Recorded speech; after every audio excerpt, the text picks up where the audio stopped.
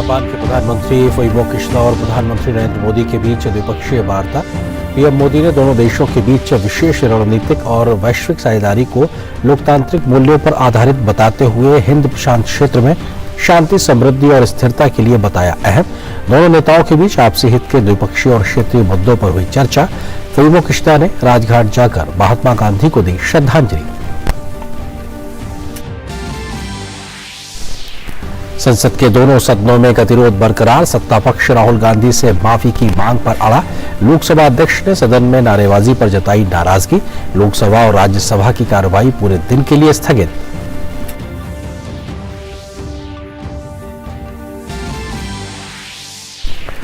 भाजपा नेता और केंद्रीय मंत्री हरदीप पुरी का राहुल गांधी पर सियासी हमला। कहा, विदेश में देश का नाम बदनाम करने की हुई कोशिश। देश के सामने माफी मांगे राहुल गांधी।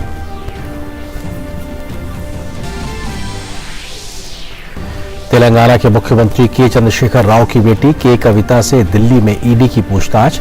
दिल्ली शराब नीति में मनी लॉन्ड्रिंग से जुड़े मामले में ईडी कर रही है सवाल जवाब।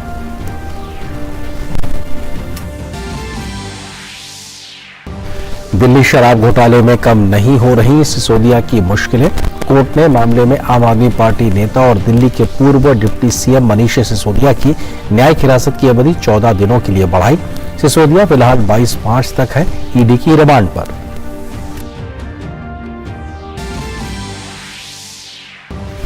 नागरिक उड्डयन मंत्री ज्योतिरादित्य सिंधिया ने कहा, भारत दुनिया का तीसरा सबसे बड़ा घरेलू नागरिक उड्डयन मार्केट बना। नई दिल्ली में सीएपीए इंडिया एविएशन समिट 2023 की सिंधिया ने कहा, इंफ्रास्ट्रक्चर के विकास पर दिए गए जोर का असर उड्डयन क्षेत्र में भी दिखा।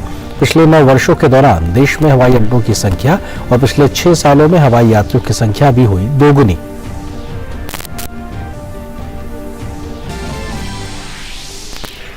विमेंस प्रीमियर लीग में आज एक अहम मुकाबले में गुजरात जायंट्स और यूपी वॉरियर्स हैं आमने सामने। यूपी की कोशिश इस मुकाबले को जीतकर प्लेऑफ में जगह बनाने की। वहीं दूसरे मैच में लीग की 2 शीर्ष टीमें मुंबई इंडियंस और दिल्ली कैपिटल्स के बीच दिखेगी कांटे की टक्कर।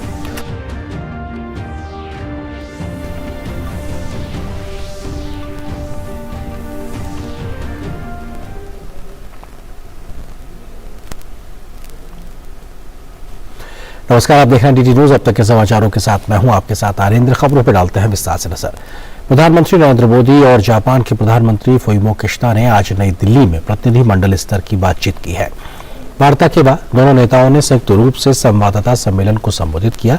प्रधानमंत्री मोदी ने जापान के प्रधानमंत्री का स्वागत करते हुए कहा कि पिछले 1 साल में हम कई बार मिले और हर बार मैंने भारत जापान संबंधों के प्रति उनकी सकारात्मकता और प्रतिबद्धता को महसूस किया है।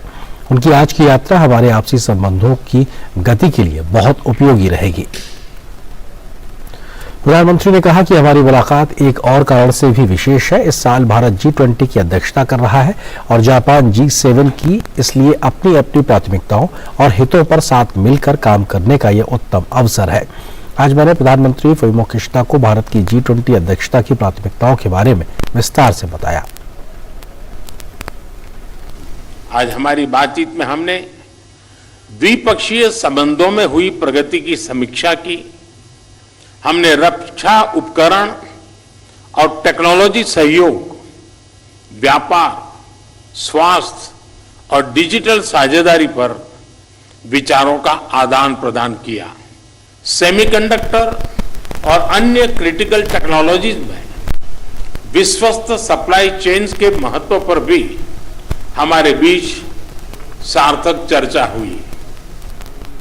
प्रधानमंत्री ने कहा कि G20 अध्यक्षता का महत्वपूर्ण स्तंभ ग्लोबल साउथ की प्राथमिकताओं को आवाज देना है। उन्होंने बताया कि भारत जापान विशेष सामरिक और वैश्विक साझेदारी को मजबूत करना भारत जापान और भागीदारी दोनों के लिए महत्वपूर्ण है। उन्होंने कहा कि यह साझेदारी हिंद प्रशांत क्षेत्र में शांति, समृद्धि और स्थिरता को बढ़ावा देती है।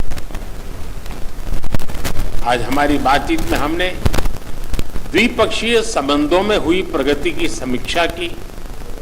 हमने रक्षा उपकरण और टेक्नोलॉजी सहयोग, व्यापार, स्वास्थ्य और डिजिटल साझेदारी पर विचारों का आदान प्रदान किया।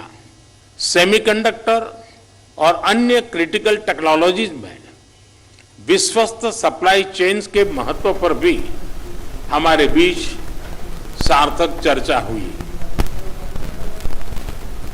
इस मौके पर जापान के प्रधानमंत्री फुमियो किशिदा ने बताया कि उन्होंने प्रधानमंत्री मोदी को G7 हिरोशिमा शिखर सम्मेलन में औपचारिक रूप से आमंत्रित किया है और इस मौके पर ही पीएम मोदी ने उनका निमंत्रण तुरंत स्वीकार कर लिया।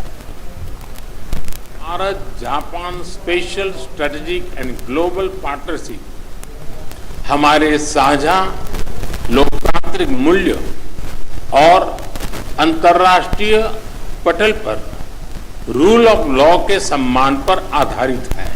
इस साझेदारी को मजबूत बनाना हमारे दोनों देशों के लिए तो महत्वपूर्ण है ही, इससे इंडो पैसिफिक क्षेत्र में शांति, समृद्धि और स्थिरता को भी बढ़ावा मिलता है। इससे पहले जापान के प्रधानमंत्री फुमियो किशिदा ने हैदराबाद हाउस में प्रधानमंत्री नरेंद्र मोदी से मुलाकात की। इस मौके पर पीएम मोदी ने गर्मजोशी से फुमियो किशिदा का स्वागत किया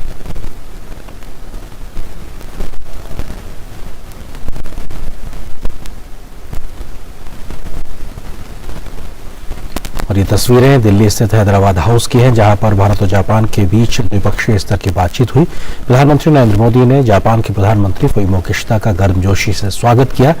पत्रकारों के सामने उन्होंने तस्वीरें भी खिंचाई। उसके बाद विस्तार से दोनों प्रधानमंत्रियों ने आपसी हितों से जुड़े तमाम वैश्विक मसलों पर बातचीत भी की।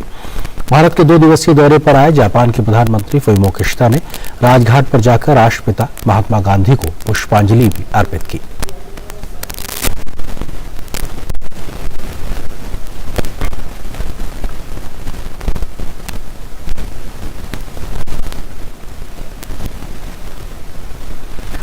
जापान के प्रधानमंत्री फुमियो किशिदा ने राजघाट स्थित आगंतुक पुस्तिका पर भी अपने विचार साझा किए।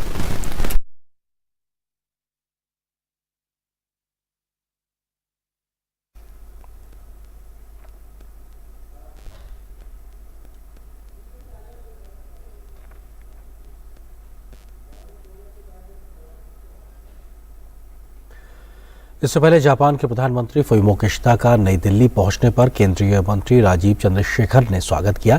इस मौके पर कलाकारों के नृत्य के जरिए भी जापान के प्रधानमंत्री का स्वागत किया गया।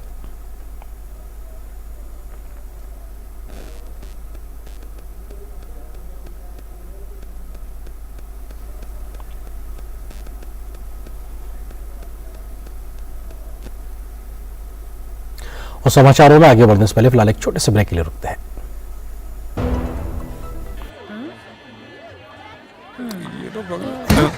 बुफे पे टूट पड़ो मेरे बाराती, बट पहले टूटो हैंड वॉश पे। Enjoy hand wash reminder by your hand ambassador Sachin Tendulkar का हाथ, सेवलॉन स्वस्थ इंडिया मिशन। Sir 50,000 advance. पर इतना कैश तो हम नहीं लाए। और आज बैंक भी बंद है। इलाज है डिजिटल पेमेंट का आसान सा डोज। लेकिन अरे घबराइए मत, सावधानी के साथ करेंगे तो कोई साइड इफेक्ट भी नहीं होगा। फोन लाइए मुझे, यहाँ फोन लगाइए। डिजिटल पेमेंट से लेन देन हो सकता है आसान, सुरक्षित और तेज। मैंने तो इन्हें डिजिटल पेमेंट सिखा दिया है। आपने, क्योंकि आरबीआई कहता है कि डिजिटल पेमेंट अपनाओ, औरों को भी सिखाओ।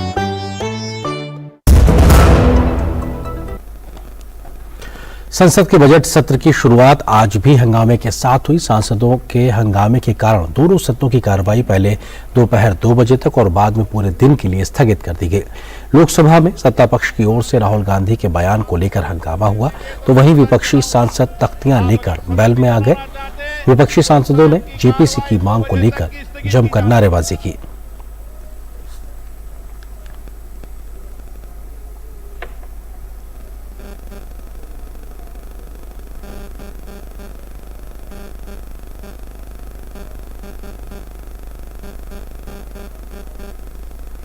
With your kind permission, I would like Nankana Sahib corridor for Pilgrim.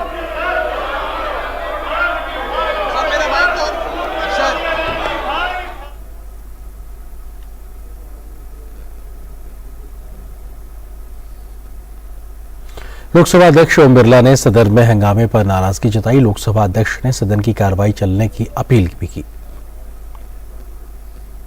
ये उचित नहीं है माननीय सदस्य, ये सदन नारेबाजी के लिए नहीं है। माननीय सदस्य, तख्तियां रखिए, पार्लियामेंट पक्षन तख्तियां लेके नहीं आता।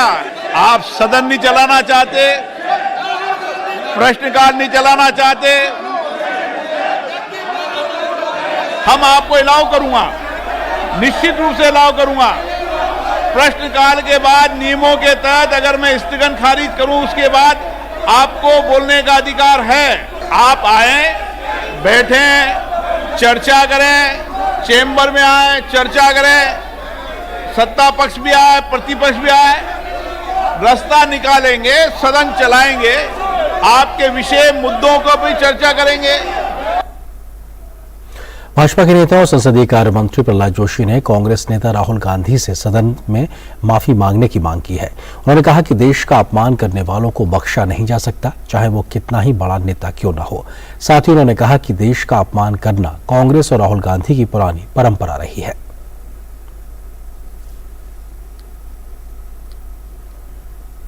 unnecessarily disrupt the parliament, which is not good. माफी मांगना चाहिए ना, माफी नहीं मांगते हैं तो कैसे चलेगा। अभी एज ऑन फ्राइडे तक तो है, बाकी बाद में देखेंगे।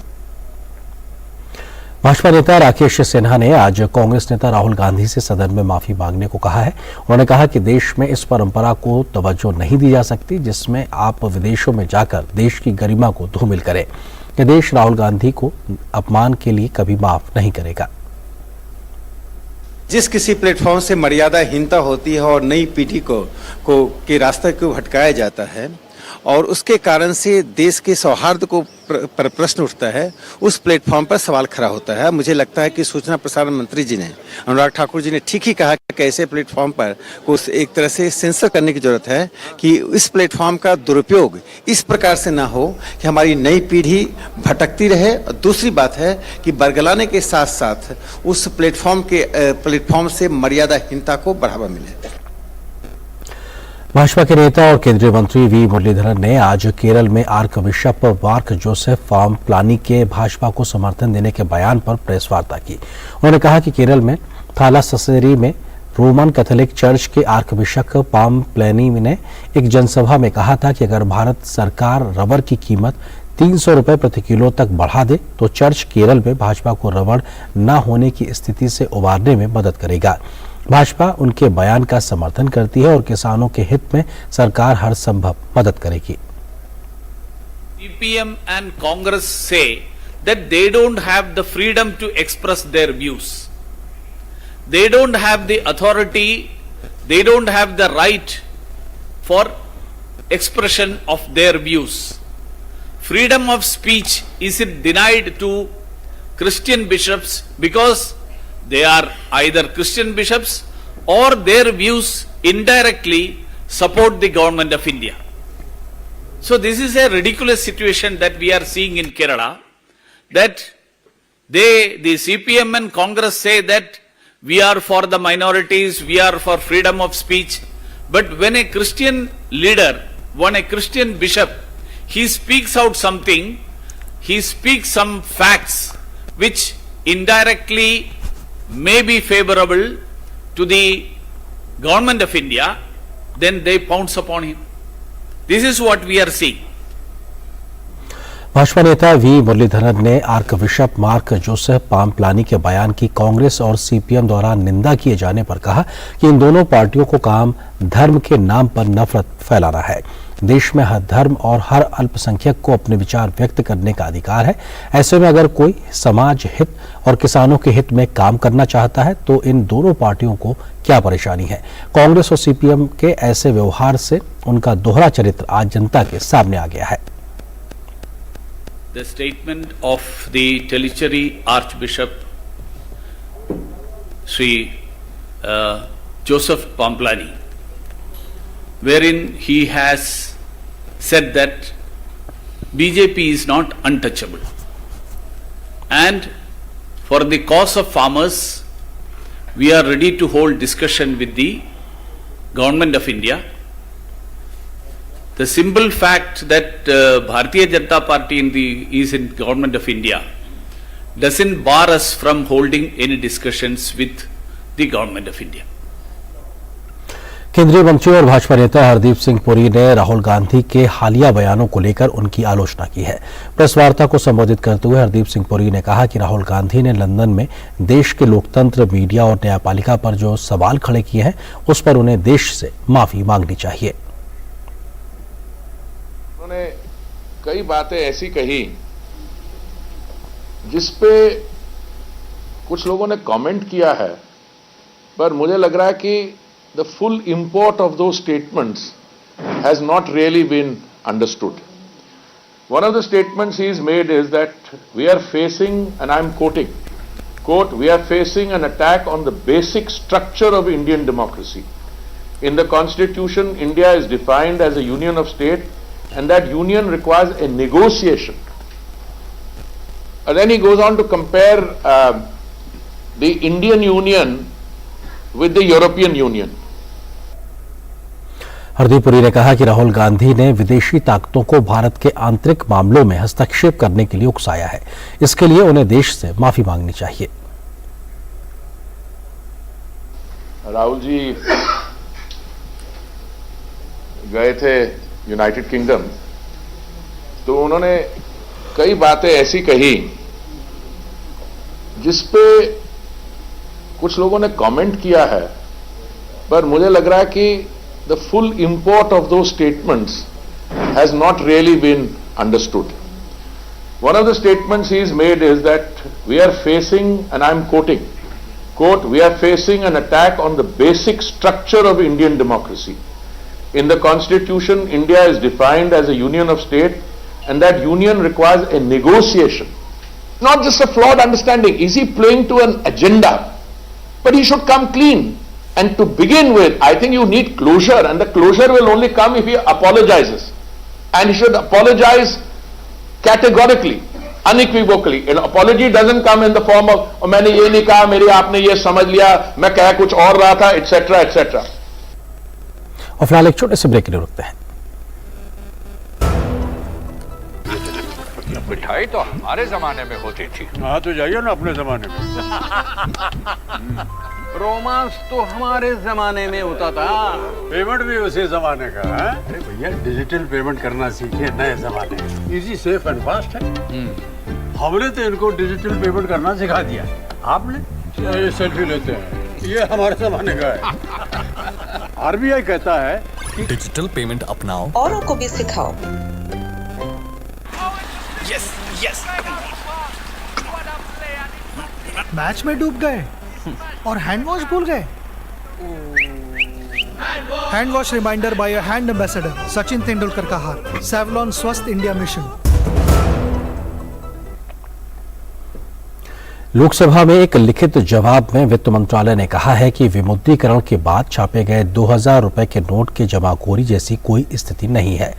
मंत्रालय ने जवाब में बताया है कि भारतीय रिजर्व बैंक की वार्षिक रिपोर्ट के अनुसार मार्च 2017 के अंत तक 500 और 2000 रुपए मूल्य वर्ग के संचालित बैंक नोटों का कुल मूल्य 9.52 लाख करोड़ रुपए था। वहीं मार्च 2022 में 500 और 2000 मूल्य वर्ग के संचालित बैंक नोटों का कुल मूल्य 27.057 लाख करोड़ रुपए था। एटीएम में 2000 रुपए के नोट नहीं भरने का बैंकों को कोई निर्देश नहीं दिया गया है।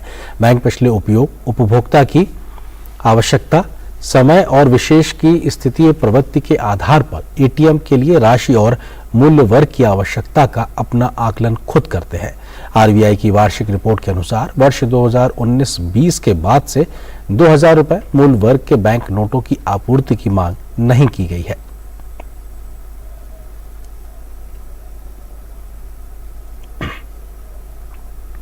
आने वाले 31 मार्च तक केंद्र सरकार की ऋण देनदारियों की कुल राशि लगभग 155.8 लाख करोड़ रुपए होने का अनुमान है। वित्त मंत्रालय ने लोकसभा में एक लिखित जवाब में यह जानकारी दी है। मंत्रालय ने जवाब में बताया है कि आने वाले 31 मार्च तक की स्थिति के अनुसार केंद्र सरकार की ऋण देनदारियों की कुल अनुमानित राशि 155.8 लाख करोड़ रुपए देश के कुल सकल घरेलू उत्पाद का 57.3% होगी। इसमें से वर्तमान विनिमय दर पर विदेशी ऋण मूल्य 7.03 लाख करोड़ रुपए अनुमानित है, जो देश के जीडीपी का 2.6% है। जवाब में बताया गया है कि विदेशी ऋण का हिस्सा केंद्र सरकार की कुल ऋण देनदारियों का केवल 4.5% है और ये सकल घरेलू उत्पाद के 3% से कम है। श्रम और रोजगार मंत्रालय ने लोकसभा में लिखित जवाब में बताया है कि ई श्रम पोर्टल पर 28 करोड़ 66 लाख से अधिक असंगठित कामगारों ने अपना पंजीकरण कराया है। मंत्रालय ने जवाब में बताया है कि असंगठित प्रवासी कामगारों का एक व्यापक राष्ट्रीय डेटाबेस बनाने के लिए 26 अगस्त 2021 से ई श्रम पोर्टल को शुरू किया गया। ई श्रम पर पंजीकृत होने वालों को सामाजिक सुरक्षा योजना का लाभ दिलाने के लिए ई श्रम पोर्टल को प्रधानमंत्री श्रम योगी मानधन पोर्टल के साथ एकीकृत किया गया है। ई श्रम पर पंजीकृत होने वाले कामगार इस एकीकरण से PMSYM पेंशन योजना का लाभ ले सकते हैं। ई श्रम पोर्टल को राष्ट्रीय करियर सेवा NCS पोर्टल के साथ भी एकीकृत किया गया है, जिससे ई श्रम पर पंजीकृत होने वाले व्यक्ति उपयुक्त नौकरी के अवसरों की तलाश कर सकते हैं। असंगठित प्रवासी कामगारों का एक राष्ट्रीय व्यापक डेटाबेस बनाने के लिए 26 अगस्त 2021 से ये एक तरीके से शुरुआत की गई, तो उसके बाद ये पूरी व्यवस्था आगे बढ़ी है। अगली खबर की ओर आपका रुख करते हैं और नागरिक उड्डयन मंत्री ज्योतिरादित्य सिंधिया ने कहा कि आज भारत दुनिया का तीसरा सबसे बड़ा घरेलू नागरिक उड्डयन मार्केट बन गया है। आज नई दिल्ली में CAPA इंडिया एविएशन 2023 को संबोधित करते हुए सिंधिया ने कहा कि 2030 तक भारत दुनिया की तीसरी सबसे बड़ी अर्थव्यवस्था वाला देश बन गया है, जिसका फायदा नागरिक उड्डयन क्षेत्र को भी मिलेगा। We are the third largest domestic civil aviation market already in the world. Today we are the fastest growing country in the world. By 2030, by World Bank predictions, by the IMF's predictions, we will become the third largest economy in the world ahead of Germany and Japan. So our economic growth rate is going to be a huge multiplier for our civil aviation sector. Jyotiraditya Scindia ने कहा कि PM Modi ने infrastructure के विकास पर काफी जोर दिया है, जिस वजह से पिछले 9 वर्षों के दौरान देश के हवाई अड्डों की संख्या दोगुनी हो गई है। उन्होंने कहा कि पिछले 6 साल में हवाई यात्रियों की संख्या भी लगभग दोगुनी हो गई है। The Prime Minister has concentrated, laid great emphasis on the development of infrastructure. 70 years or 67 years of India's independence, we had built 74 airports. In the last 9 years, we have doubled that number, which stands at 148 airports, waterdromes and heliports today. That is the rapidity with which infrastructure is being built out. कौशल विकास एवं उद्यमिता मंत्रालय ने लोकसभा में प्रधानमंत्री कौशल केंद्रों को लेकर एक लिखित जवाब दिया है। मंत्रालय ने जवाब में बताया कि देश भर में 721 प्रधानमंत्री कौशल केंद्र की स्थापना की गई है, जो महिलाओं, दिव्यांग व्यक्तियों और सीमांत समुदाय के व्यक्तियों सहित समाज के सभी वर्गों को कौशल प्रशिक्षण प्रदान कर रहे हैं। जवाब में बताया गया है कि इन कौशल केंद्रों में 2019 से 2022 तक 30,44,511 महिलाओं और 31,673 दिव्यांगों को प्रशिक्षण मिला है। साथ ही इन केंद्रों में 8,66,799 अनुसूचित जाति, 3,91,828 अनुसूचित जनजाति और 20,67,121 अन्य पिछड़ा वर्ग के अभ्यर्थियों को प्रशिक्षण दिया गया है। दिल्ली के पूर्व उप मुख्यमंत्री और आम आदमी पार्टी के नेता मनीष सिसोदिया की मुश्किलें थमने का नाम नहीं ले रही। दिल्ली के कथित शराब घोटाले में CBI से जुड़े मामले में राउज एवेन्यू कोर्ट ने पूर्व डिप्टी CM की न्यायिक हिरासत 14 दिन के लिए बढ़ा दी है। आबकारी नीति से जुड़े मामले में मनीष सिसोदिया को आज ED हिरासत से वीडियो कॉन्फ्रेंसिंग के जरिए कोर्ट में पेश किया गया। कोर्ट ने सिसोदिया की न्यायिक हिरासत 3 अप्रैल तक बढ़ा दी। इससे पहले 17 मार्च को राउज एवेन्यू कोर्ट ने पूर्व डिप्टी CM की ED रिमांड को 5 दिन और बढ़ाने का फैसला किया था। मामले में मनीष सिसोदिया को सबसे पहले CBI ने करीब 8 घंटे की पूछताछ के बाद 26 फरवरी को गिरफ्तार किया था। सिसोदिया ने सुप्रीम कोर्ट में अपनी गिरफ्तारी के खिलाफ रुख किया था। हालांकि सुप्रीम कोर्ट ने राहत न मिलने के बाद मनीष सिसोदिया ने दिल्ली सरकार के मंत्री पद से इस्तीफा दे दिया था। फिलहाल दिल्ली के पूर्व डिप्टी सीएम शराब घोटाले के मामले में 22 मार्च तक ईडी की रिमांड पर है।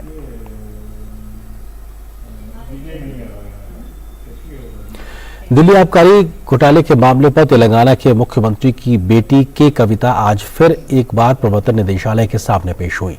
ईडी ने आबकारी नीति मामले में के कविता को समन जारी किया था। शराब घोटाले से जुड़ी मनी लॉन्ड्रिंग जांच में पिछली बार कविता ईडी के दफ्तर नहीं पहुंची थी और तब उन्होंने एजेंसी के पास अपने वकील के हाथों डॉक्यूमेंट्स भेज दिए थे। कविता ने पिछली बार सुप्रीम कोर्ट में याचिका लगाई थी कि नियमों के तहत ईडी एक महिला को पूछताछ के लिए अपने ऑफिस में नहीं बुला सकती और ईडी को पूछताछ करने के लिए उनके घर आना होगा। इस मुद्दे पर सुप्रीम कोर्ट 24 मार्च को सुनवाई करेगा, लेकिन कोर्ट ने कविता को कोई अंतरिम राहत नहीं दी है।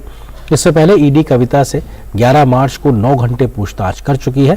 रिपोर्ट्स के मुताबिक इस दौरान उसने हैदराबाद के बिजनेसमैन अरुण रामचंद्रन पिल्लई के बयानों के बारे में उनसे पूछताछ की है। पिल्लई को इसी केस में गिरफ्तार किया गया है। उसे साउथ ग्रुप का फ्रंटमैन कहा जाता है। माना जाता है कि पिल्लई कविता का करीबी है। बिहार के मनेर में दीवार गिरने से एक बड़ा हादसा हुआ है, जिसमें वहां काम कर रहे मजदूर दबकर बुरी तरीके से जख्मी हो गए हैं। मौके पर ही पास के थाने में हादसे की खबर कर दी गई, जिसके बाद बचाव का काम लगातार जारी है।